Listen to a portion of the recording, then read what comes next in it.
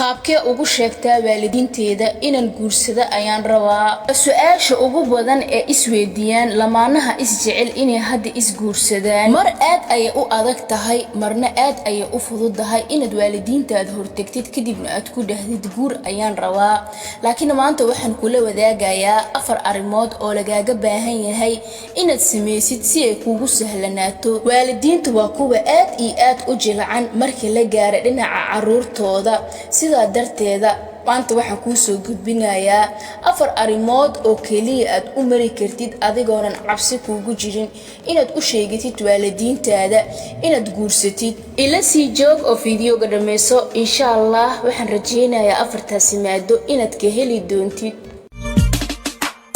jannada ifku waa haween agtooda lagu hodmaa daryeel baa laga helaa ninkayo hagar baxaan jidkii farxadu hantiyay lambarka koowaad asaga mise ahyada ugu horeen guurka dhab moo idinka yahay haddii ay jawaabtu haa ay tahay guurkana dhab idinka yahay oosan kaftan idinka ahayn way sahlantahay inaad waalidiinteena hortagtiin kadibna aad u sheegtiin guurkiina sidoo kale waxaad u baahan tihiin intaadan waalidiinta hortagin waxaa laga yaabaa waalidiinta inaad kala kulantiin xaalad aad iyo aad u adag oo labadiina isku kiindiido sidaa darteeda maxaa idin qorsheysan haddii isku kiindiidaan sidaa darteeda waxaa qurux badan inaad ka fikirtaan intaadan waalidiinta hortagin fikirkaasi aad fikirteen iyo waqtigaas dhinaca waalidka aad qaadateen waxa idin sahlanaanaysaa waalidiinta waxyaalaha aad kala kulantiin inaad mar hore qorsheysateen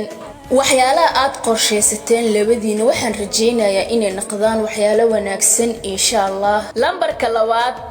waalidiintaada u bar qofkaad adiga jeceshahay qaab saaxiibtinimo ahaan markaad sidaasi sameysid waxaad joogtaa boos wanaagsan laakiin waalidiintaada haddii aad keentid qofka dhahdid qofkan ayaan guursanayaa waalidiintaada waxay keenaysaa markaasi inay shakiyaan kadibna cabsi ay soo food saarto laakiin haddii aad qaab saaxiibtinimo ahaan aad u bartid kadibna ay isbartaan way sahlanaanaysaa arrinta waxaan sidaasi ku leeyahay qofkaad adiga jeceshahay intaasoo sano ayaad isla socoteen dabeecad ahaan ama wuxuu yahay waad taqaanaa laakiin waalidiintaada ma yaqaanin sidaa darteed wajiga koowaad ba aad qofaad adiga jeceshahay haddii aad waalidiintaada baraysid u bar qaab saaxiibtinimo ahaan ku dheh qofkan waa saaxiibkeyga qaaliga ah ama waa saaxiibadeeda qaaliga ah sidaas waxay keenaysaa inay iyaga isgartaan ee fahmaan guud ahaan markii arrinta halkaasi ku marayso waxaad joogtaa boos wanaagsan aad waalidiintaada ugu sheegan kartid inaad guursanaysid adigoonan cabsi kuugu jirin waayo waalidiintaada waxaad u barta qofkaad jeceshahay qaab saaxiibtinimo ahaan wayna sahlantahay inaad hortagtid lambarka 3aad waalidiinta labada dhinac midaad aad uga cabsataa hooyo ama aabbo dii aysan labadaba nooleen hooyo iyo aabbo ilaahay ha u naxariisto laakiin waxaa joogaan waalidiin kale aad haddana aad ugu cabsatid dhinaca waalidiinta qofkaad adiga aad ugu cabsatid haddana qofaad aad u jeceshahay dhinaca waalidiinta sidaa darteed qofkaad adiga aadka u jeceshahay kuu dhow ku dheh inaan guursado ayaan rabaa haddana waan cabsanayaa sidaa darteed haddii aad adiga igu sheegi lahayd guurkeyga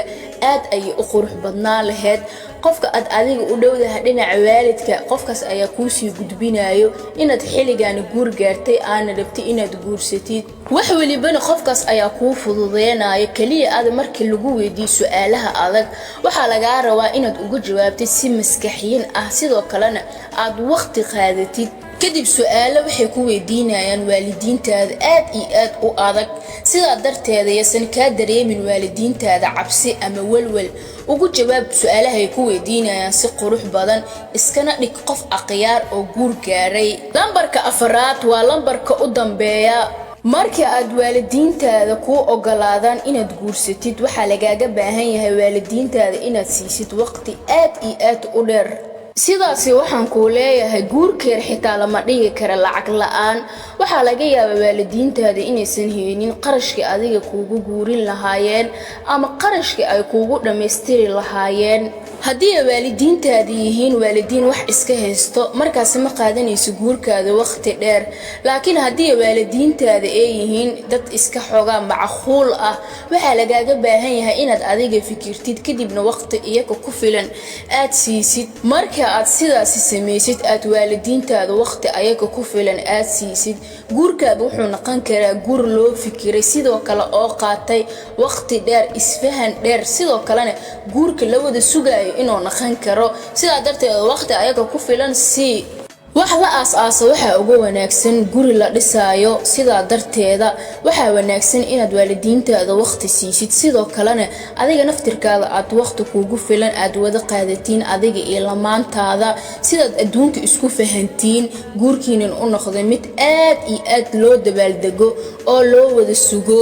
ka dhaweeya jaceylkiina inaad u bedeshiin guur sidoo kale waalidiintana ku faraxsan markaas waxay keenaysaa inaad sameyseen family qurux badan isku faraxsan sida darteedan waxa qurux badan inaad adduunka iska ilaalisatiin balan iyo ahdi nolosha ku xirta haddii aad nolosha wax waliba aad kala kulantiin xumaan iyo samaanba inaadan ku kala tegaynin sida darteeda markii aad isdigaashiin ama isla carootiin waxay keenaysaa balamihii iyo ahdi inaad soo xasuusitiin kadibna aad isku soo laabatiin sida darteeda balanta aad ay u qurux badan tahay in la ilaaliyo insha Allah ilaahay ha idin fududeeyo inta jecel inay isguursadaan sidoo kale marka la isguursadana yaalan la ilaabin hal isku xafido adduunka sidoo kalena qof waliba caafimaadkiisa la socdo insha Allah ilaahay ha idin fududeeyo sida darteed haddii aad rabtid inaad waalidiintaada guursatid afartaasi qodob kaliya umar waa wadada ugu fudud ee loogu sheegan karo waalidiintaada waliba adigoo ixtiraamaya fiidiyoga ka ilaabin inaad like ii saartid sidoo kalena commentiga fikrada aad iigu reebtid